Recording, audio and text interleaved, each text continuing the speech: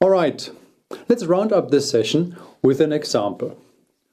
Let's assume you started a trip with your car, but for some reason your car stopped running after driving only 50 kilometers. Of course, you immediately ask yourself why the car stopped running and discover that the gas tank is empty. Well, you can just go ahead and refill the gas tank, but if you don't ask why the gas tank was empty so quickly, even though you filled up more than enough gas for the planned trip, it could happen again.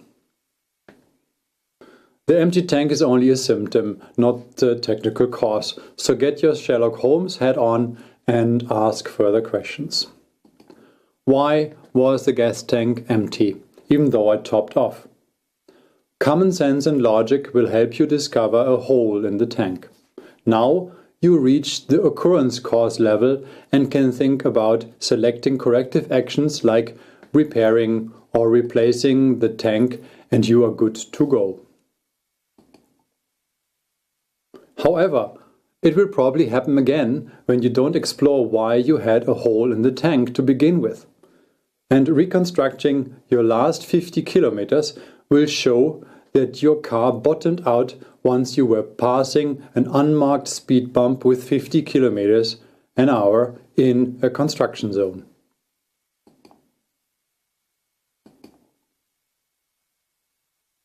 Asking why there was no street sign will bring you straight to the systemic cause of the technical occurrence cause. And in fact, a relaxed regulation for speed bumps in mobile work zones is an issue on German streets. Sorry, still not ready. You need to uncover the escape cause. That is, why you did not realize that you had a hole in the gas tank. Be careful here to avoid excuses like, I could not see the hole, and always stay in a data and fact only mode.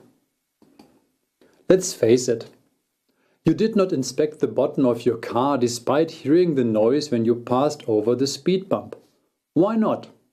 The answer will bring you straight to the systemic cause of the occurrence cause.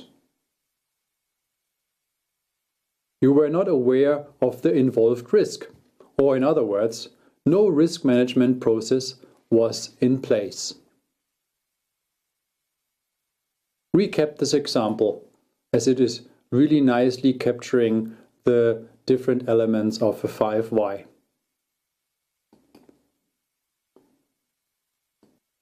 Let's recap one more time using the example with the empty gas tank and work out a why chain. You experienced that your car stopped running and the gas tank is suddenly empty. This is a description of the symptom of the problem. Working out why the gas tank is empty lets you discover a hole in the tank. This is the level of the problem statement. The entry into the 5 why chain. The answer to the question why a hole was in the tank is a technical root cause. The unmarked speed bump that you passed with 50 kilometers in a construction zone. A corrective action needs to be identified now that fixes the problem. In the next step, the 8D team has to find the answer between the relationship of the problem statement and the escape point. With the question why you did not realize that the gas tank has a hole. The answer to that question is a technical escape cause, and again, a corrective action needs to be identified now that breaks this cause and effect relationship.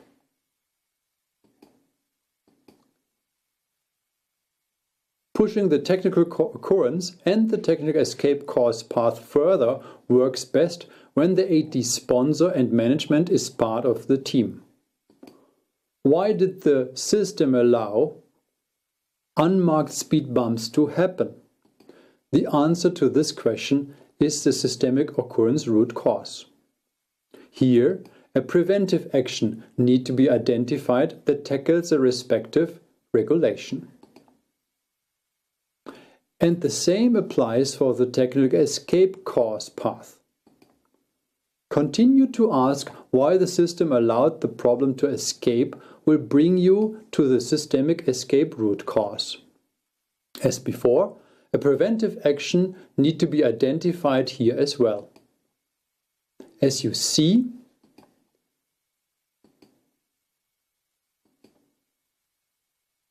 the 5Y template supports your work and helps also to identify any lessons learned topic that derived during the problem-solving process.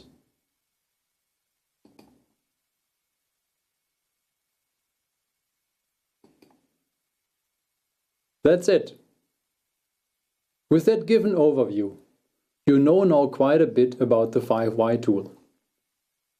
Please remember the 5 unbreakable rules and always start with the technical root cause for occurrence path. Then enter the technical escape path and work out corrective actions for both. Using this flow will help you get the most out of it. Once that is all done, get the needed management level on board and proceed to the systemic causes. Work out preventive actions for both of these. With all that done, a reoccurrence of the same problem is prevented.